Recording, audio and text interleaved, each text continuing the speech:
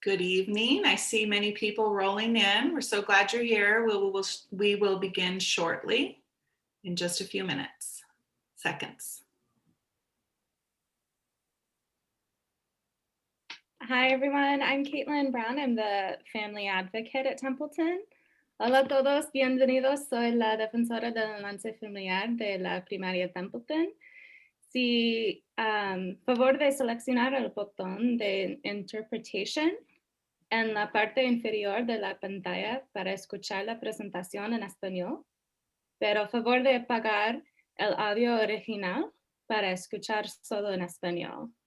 So if you'd like interpretation in Spanish, select the little globe at the bottom of your screen to change the presentation to Spanish, and then mute the original audio to hear Spanish only.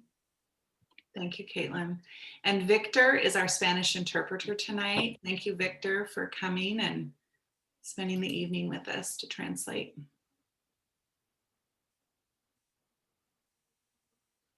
We'll wait just a few more seconds. Let some more people roll in.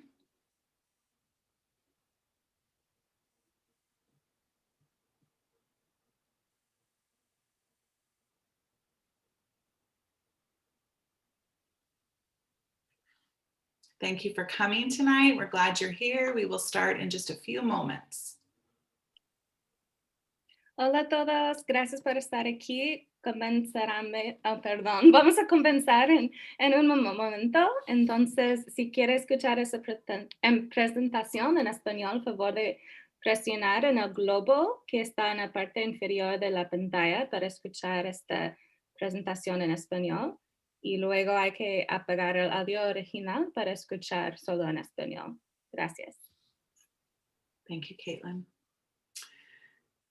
All right, it looks like we have about 120 people here, so we're going to go ahead and get started. We're so grateful that you're here. I'm going to, I have a fantastic group of panelists here to help me answer your questions tonight. I'd like them to introduce themselves. My name is Carrie Ferguson, and I'm the principal here at Templeton Elementary, and I'm very glad you're here. I'm just going to say your name and ask you to unmute yourself and introduce Sonia. Good evening, everyone. My name is Sonia Lule, and I'm the instructional technology coach here at Templeton and also at CFT and Deer Creek Elementary. Mary. Hello, everyone. I'm Mary Flynn Grabinger. I am the secretary bookkeeper over at Templeton. Emily. Good evening. I'm Emily McLaughlin. I'm the counselor and school psychologist at Templeton. Caitlin. Hi, everyone. I'm Caitlin Brown. I'm the family partnership advocate at Templeton. Hola a todos. Soy la defensora del enlace familiar y gracias por estar con nosotros hoy. Thanks for being with us today. Nicole. Hi, everyone. My name is Nicole Smith. I'm the literacy specialist, Title I coordinator at Templeton. We're so glad you're here. Thank you. And then we have a very special guest with us, Mr. Moore. Good evening, everyone. My name is Rory Moore. I'm the principal at Alberta Rider, and in these community meetings, we've been supporting, two buildings have been supporting each other. So Ms. Ferguson came to Alberta Rider's community meeting, and I'm here to support Templeton, and I'm very happy to do that. Thank you, Rory, for coming. We're glad you're here. So if you are here tonight and you're listening to this presentation, you may have questions that come up as you're listening. And so I'm going to encourage you to go to the button down at the bottom that says Q&A and click on that. And that's where you can type your questions. The group of panelists that we have here are going to do their very best to answer every question that comes up tonight. And there may be more questions that they can answer tonight. And so what we'll be doing is compiling all the questions, both answered and unanswered. And we are working on a document that we're calling it our FAQ document for reopening. And we will put all of the questions that come up on there that we can't answer tonight to make sure we do our best to get that information to you so that you have everything that you need to make your decision and to know what's happening in our reopening plan. So I'm going to go ahead and go to the first slide, the next slide, I should say. Thank you. Before I go over our agenda, I just want to say a couple things to start that are real important. I think they're things that you're going to want to know. The first is that our district, Tigard-Tualatin School District, has made a commitment to ensure that all of our teachers and staff are vaccinated with both doses of the vaccination and have established immunity before we come back in the building and reopen the school. So this is really good news for our teachers, and we're excited. In fact, we just started seeing some of those opportunities for appointments open up yesterday and today. And so we have some staff that have already gotten in and done that. But you can hear that the vaccination timeline and process is going to therefore impact our timeline for reopening. The second thing that I want to say is, based on that information about vaccinations, that if we get our staff through the process of vaccinations as we think we will, based on the timeline that the state has given us, we believe that we'll be ready to start opening in a hybrid model to bring in our first students in the middle of March. And again, that is a tentative time because there are some variables, specifically vaccinations, that will impact that opening, but that we wanted to give you a basic idea of our timeline. So I just want to talk a little bit before we get into the agenda. There's just one thing that I want to say that's real important to me. We know that this has been a really difficult school year. We want to acknowledge that. It's been hard for all of us. We know it's hard for our kids. It's been hard for our families. And we realize that after you hear some information tonight, we're going to ask you to make a decision in the next few days or the next week that will impact your students in the coming weeks and months. And we know that we're asking you to do that really without all of the information that you might wish that you had. We're going to do our best to tell you everything we can, but we know that there are some variables that will be frustrating as you make those decisions. I want you to know that we're really empathetic to that. We understand how difficult it is. It's been hard for us as well as educators to have some uncertainty.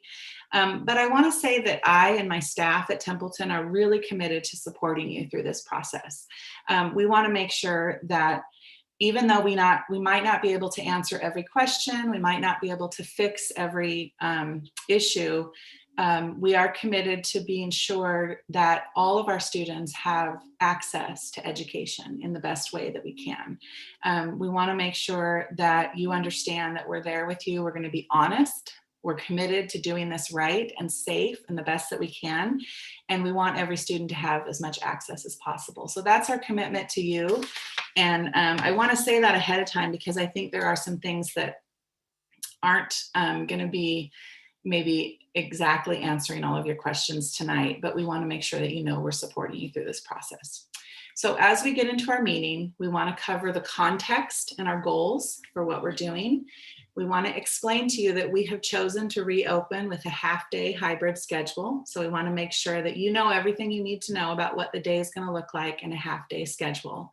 We are prioritizing social and emotional learning and the health and safety of our students. That's of utmost importance to us in this process. We are going to maintain our online option for anyone who chooses not to come into the building in a hybrid. You will still have the opportunity to finish the school year online. We want you to finish this meeting knowing what our enrollment process is going to be like and what you need to do to choose the program that you want to be in. And then we're going to try to give you a tentative timeline for our reopening. Next slide, please. So I think it's important for us to look at where we've come from as we look at where we're going. And this is just a few of the key dates and things that you probably remember over the last year.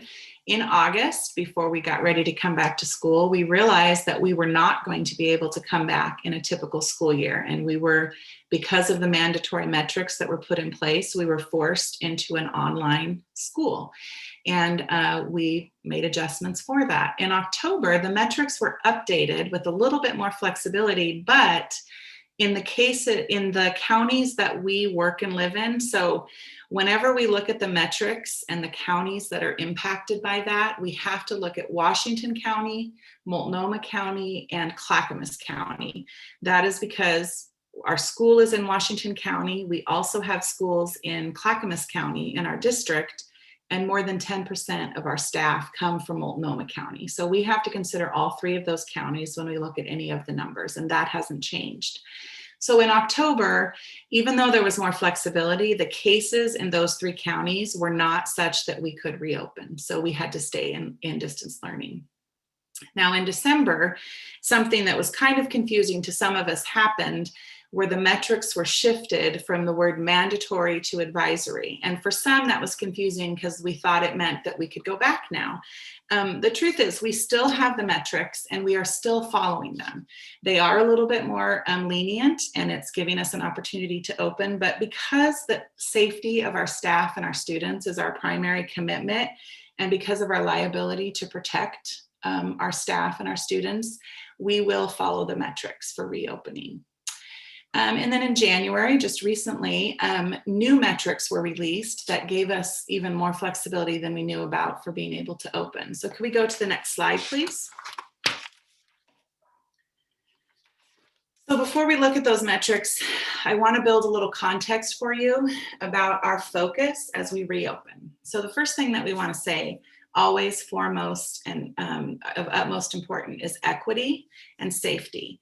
So these 2 things drive all of our decisions. And equity, meaning that we want to ensure that all of our students have an equitable access to school, and we're going to do everything we can to ensure that. We also have to look at everything that we can around safety to ensure that we're following protocols in order to protect our community. We do have a commitment to offering 2 plans to you, the hybrid plan and an online option. And that choice will be made for the rest of the school year, but you can choose one of 2 programs. Now, in our new metrics, the hybrid program is recommended when there are fewer than 350 cases per 100,000 residents in a county. And remember, we have 3 counties to look at. In Washington County and also Multnomah and Clackamas County, the numbers are on a downward trend. Last week in Washington County, we had 333 cases. And so we are very close to, but well within that number of being on trend to be able to transition to a hybrid model. Can you please go to the next slide? Thank you. So if you look at this slide, on the far right, the red column shows anything that is 350 or more cases per 100,000 residents keeps us in the distance learning online school. But because we are trending below 350, we've transitioned to the orange column, which says that we can now be in a hybrid transition model. I do want to highlight that the top of that column says elementary, on-site, and hybrid transition. And I know that you're all mostly elementary parents, but you may also have middle and high school students. And there have been some questions about why we are choosing to focus on elementary. And the reason for that is because the metrics dictate that to us. So this comes from the Oregon Department of Education and the Oregon Health Authority, that we are prioritizing our younger students because of the importance on focused academic and social and emotional learning and their impact, and also a lowered risk for the younger students to spread COVID.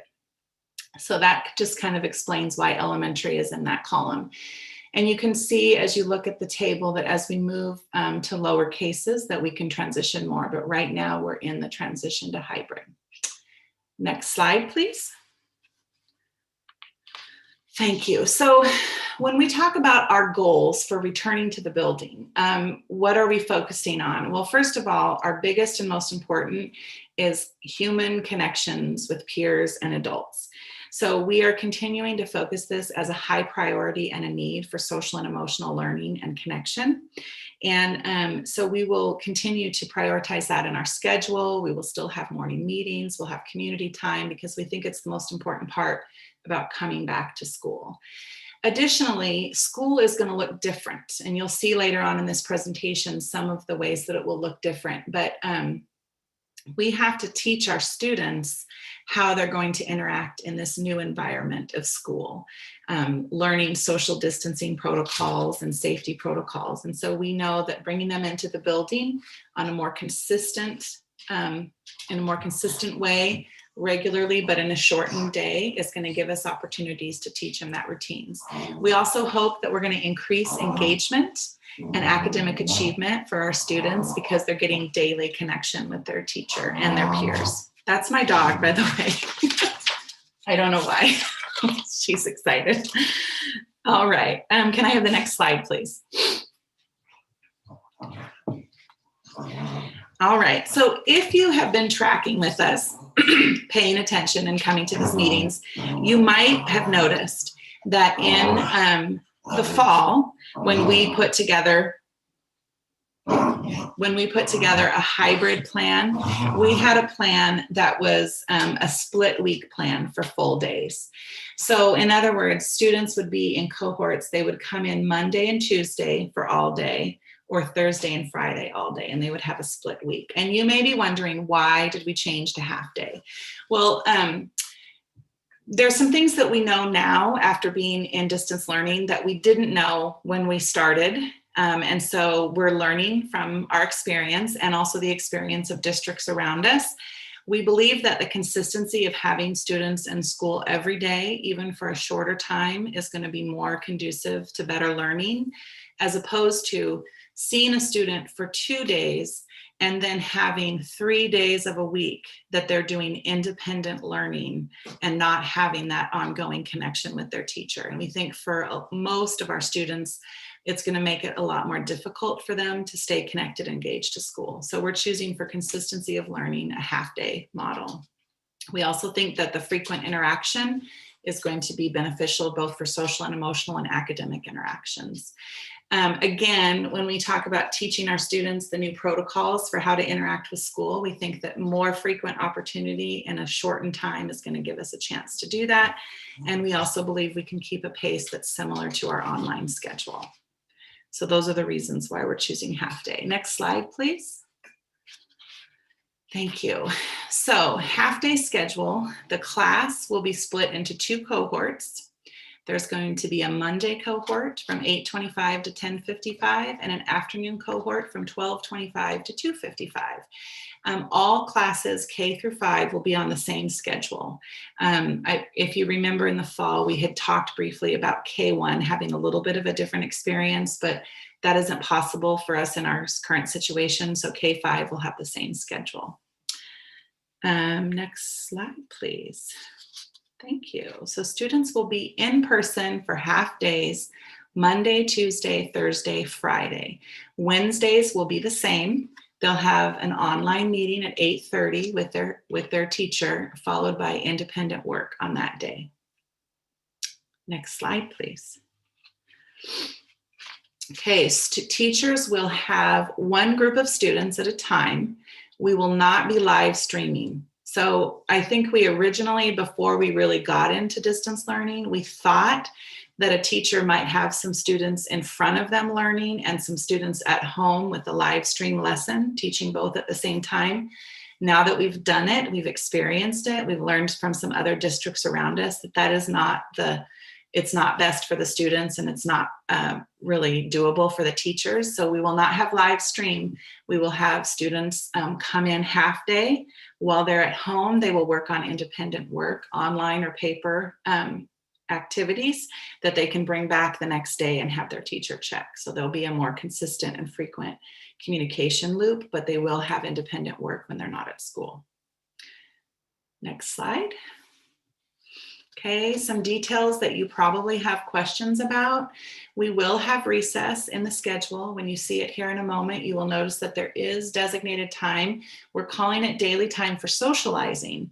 We're going to make sure that there's opportunity for that. We have to be creative, and we will try to have outside recess as often as we can. There are some complications to outside recess. We still have to social distance.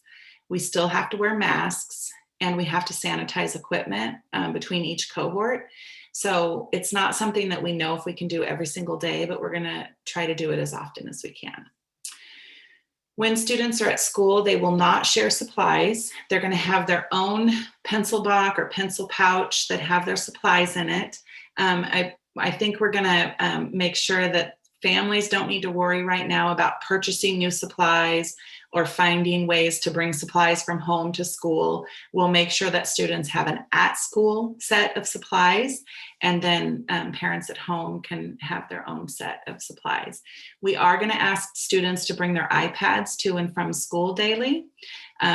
Charged iPads, we want to try to remember to keep them charged, because that's important. But that is because we will have some learning that can be done both digitally and on paper. So we want to make sure we keep that continuum. Transportation will be provided both for morning and PM, both AM and PM routes. One of the reasons why we need you to enroll and let us know what your needs are, because we need to be able to set up that transportation schedule. Next slide, please. All right, cohorts. So we will be splitting a class into 2 cohorts to make smaller groups. This is in order to meet the safety guidelines of social distancing in the classroom. So this is something that was very similar to the fall. We had an A through L cohort and an M through Z cohort. A through L will be in the morning and M through Z will be in the afternoon. Now, I want to explain that, as always, we want to be as flexible as we can with our families. We know that there are hardships and things that come up that make things that need to be adjusted or addressed. And I have to tell you that in order to make an equitable and balanced decision around class and staffing, we have to have a structure. So this is our structure to start with, and I can't make promises about making adjustments to this. But if you do have a hardship, you can send me an email. We can talk about it. Meals. So we won't, when you see the schedule here in a minute, you will notice that there is not a lunchtime that's built into the schedule. There is a transition time in the middle of the day. We will still be providing grab and go breakfast and lunches, but students will not be eating lunch at school. So they'll be taking it home, lunch for today, breakfast for the next day, and eating lunch at home. Next slide, please. So here's our schedule. And you can see that the morning cohort, group A, and the afternoon cohort, group B, are alternating their times with the transition in the middle. And when they go home in the afternoon, or when they're at home in the morning, they'll be working on independent work in their core content. I'm going to pause there for just a minute, let you take a look at that schedule, and ask Rory. I know my panelists have been doing a good job with all the questions, but Rory, is there anything that you think I need to address live? Can you talk about the bus schedule as it relates to this schedule? I know this is the academic schedule, but when should students plan to be at the bus stop and be picked up and dropped off, that kind of thing? That's a great question, Rory. Do you know the answer? So we don't, I mean, as exact times right now, we don't have a schedule laid out, but what I can tell you is that not as many kids can fit on the bus as before. So we're down to like 15 or 20 kids per bus, which means the bus may have to make one or two routes to pick up kids and bring them back. So once we know who wants to ride the bus and we have an enrollment list of that, then our bus company will work on putting together the route. And just like they do in a regular school year, they'll communicate to you at your stop what time they'll be there. And it could be that some buses are going to drop kids off and then go get another group of kids to bring them back before we have everyone here, just because of social distancing on the bus. Rory, if you have another information that would add to that. No, I mean, I think that's a good answer right now. We will inform them beforehand. Typically, it depends. They'll get that schedule right when we start out. Yeah. There was a question about clarifying Wednesdays as well on the schedule. Okay, so Wednesdays will stay exactly as it is now. So the students will have a morning meeting on Wednesday, just like they do now, and they will be assigned asynchronous work or independent work on that day. And then the last thing, I just want you to be aware, Ms. Ferguson, there's questions about maintaining the same teacher, which I know you're going to address later on, but there's a few questions on here just to give you a heads up about that. Yes, and that's one of the hard parts of this process. And it's one of the ways that we have to kind of be prepared to be flexible, and it's difficult. I find myself talking just like I did back in the fall in August when there were so many unknowns. I don't know if you remember when we were having this conversation in August, we were not able to guarantee that our online students were going to have a Templeton teacher. People were very worried about that. And it turned out we got super lucky, and the way that our enrollment fell and our staffing landed, we were able to get everyone in our Templeton school with a Templeton teacher. So that worked out fantastic. We are in a similar situation now, and I have to say that there is a chance that regardless of what program you choose, there could be an adjustment to your schedule, to our staffing, and to the teacher that you have. And I think this is the real hard part about this process. But it is the reality that I want to make sure that I'm really honest with you about, because until we have our full enrollment numbers, we do have to do kind of a reshuffle of how we're going to staff in our school. So we have to be prepared for that, to be honest. Anything else, Rory or panelists? Mrs. Ferguson, I want to just interrupt for a moment. We do have a hard stop at 6:45, so I just want to remind you as we continue on. Goodness, okay. For the next meeting. Sorry about that. That's all right. That's good. All right. So again, I just want to highlight social and emotional learning is a priority in this process of getting kids back in school. We will still have daily classroom meetings every day. And if your student needs individualized support from a counselor or another staff member, we will continue to carry those services forward. It could look different in a different program, but we will do everything we can to serve your students as needed. Next slide, please. All right, so we've talked a little bit about how school is going to look different. And if you can see down there on the right side corner of your screen, you might see Fluffy. Fluffy is here modeling for us what one of the ways that it's going to look to be going to school. It'll be a little bit different.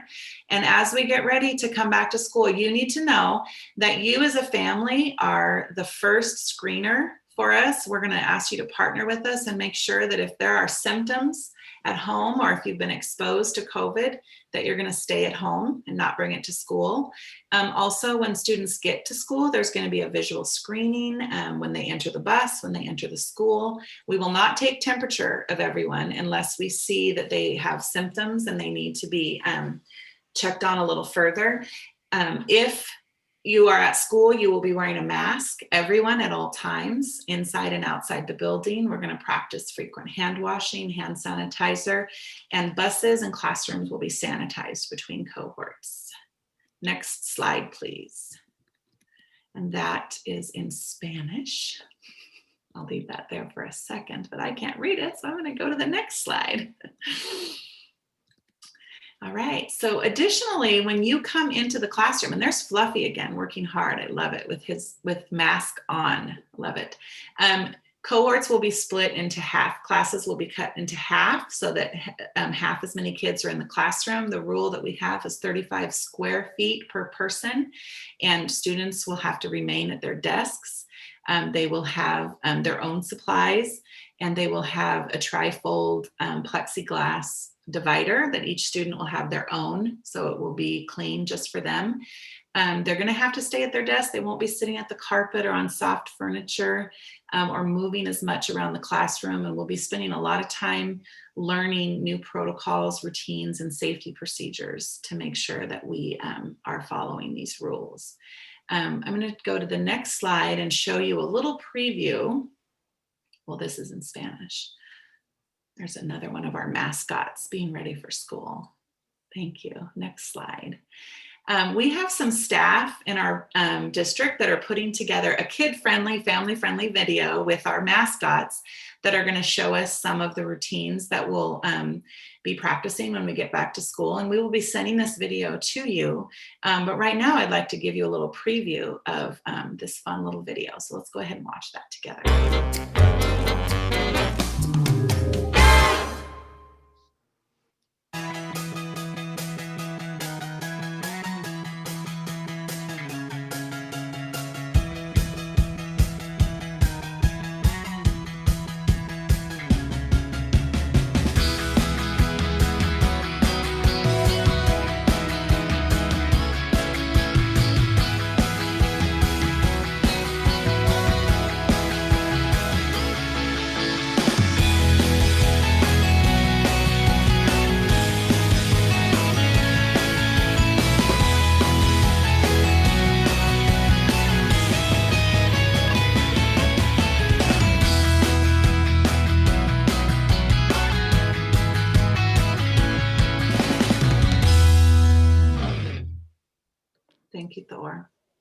Very good.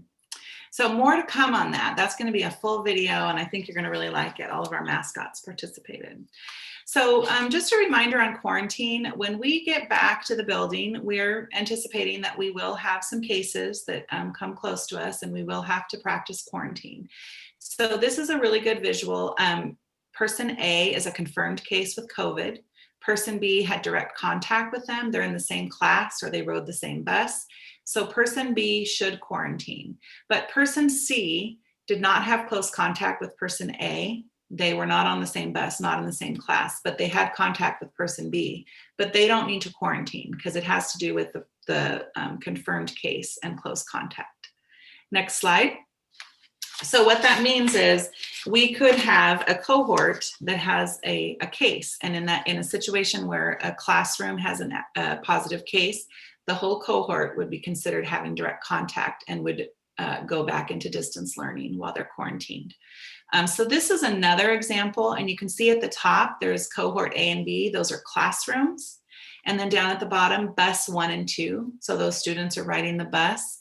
You can see that the blue student who's on the bus, maybe if they had a positive case, they're not in the same classroom as the green student up top, but they did ride the bus with them. So even if they're in different cohorts, but they're on the bus together, they will have to quarantine. So this is why we're going to be really careful about how we keep our cohorts pure and keeping track of how our students are contacted with each other. Next slide. All right, so some of you may choose to stay online. And if you choose to stay online, you're going to make that commitment for the rest of the school year, just like our hybrid plan. And I want to be really clear about that because when we move the hybrid to a half-day schedule, it's going to possibly create schedule shifts for our online program as well. So we're going to do our best to keep it as consistent as we can, but we may need to make changes with staffing and schedule when we know how everyone chooses what plan they want to enroll in. So we will have some staff and schedule puzzles to solve, and we'll do our best to keep consistency, but we want everyone to know that potentially there could be some changes coming, both in your schedule and the teachers that you have. Next slide. Okay, so when you're ready, you're going to go into parent view just like you did in the fall. The deadline for letting us know what program you're choosing is February 8th. So you do have some time to think about this. And again, remember that regardless of what program you choose, there could be some change both in schedule and staffing. Next slide, please. So when you go into parent view, you're going to log in. We do have links on our website, so to make it fast and easy for you to get there. Now you may say, if I'm not changing my program, do I really need to go in and enroll? And the answer is yes. We need everyone to complete the enrollment process, even if you're maintaining your same selection, because there's some additional questions. When you go in there, you're going to choose either hybrid or online. You're going to let us know about your transportation and meal options. So it's really important that everyone do this. Next slide, please. So this is what it looks like when you go into parent view. You're going to click on your program that you're choosing, the model. Next slide. And the second part of it is going to ask you your transportation mode, and you're going to choose how you're getting to and from school. Next slide. And then you're going to make a meal option choice so that we know if we need to prepare breakfast and lunch for your student. Next slide. Okay, so again, to end with the timeline, we talked about vaccinations already. We're real excited that that is rolling out. When we know how our families are enrolled and what models you're choosing, we will have to re-roster all of our grades in order to adjust staffing and schedule. So once we have that re-rostered and we're ready to go and we have our teachers vaccinated, we will start with pre-K, kindergarten, and first. They're going to be the first to return. We think if our vaccinations roll out as planned, that'll be around mid-March. After we get them in the building, grades 2 and 3 will follow, and then grades 4 and 5. Now, we are going to re-roster everyone at the same time. So we're going to give you at least 2 weeks before pre-K, K, and 1 come into the building. So 2 weeks before we're ready to start with our K1, you will know what grade or what class you're in and who your teacher is. Okay, so we'll kind of adjust everybody at the same time, and then we'll roll forward from there. All right, and I think that is the end of the presentation. And look at me, I finished before 6:45. So I do have a few more minutes. If there are any questions, panelists, that you think I should answer live. Ms. Ferguson, there's a handful of questions here around sort of the quarantining piece, specifically the like what is exposure, and then why would one group of kids quarantine and not the other, that kind of thing. Can you go into some more detail about that? Sure. So exposure is defined as 6 feet or closer for 15 minutes or more. So that would happen if I'm in a cohort with someone, because they're going to be in class together for 2 hours or more. And we're doing our best to keep, there's 35 square feet per class. We're going to do our best to keep everyone 6 feet apart for the whole time. But if they're in a room together and we do have a positive case, then the whole class of that cohort would quarantine. What was the other part of the question, Mr. Moore?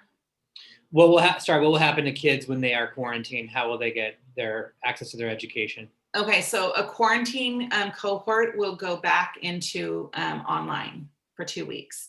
So they'll essentially revert back to what they are right now. They'll be at home, they'll get their learning online, and then as soon as the quarantine is over, they can come back into the building. Thank you. Anything else from the panelists that you think I should answer right now?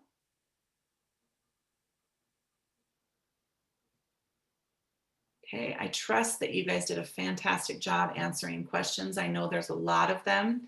Again, I want to end kind of with what I started with. We know this is difficult.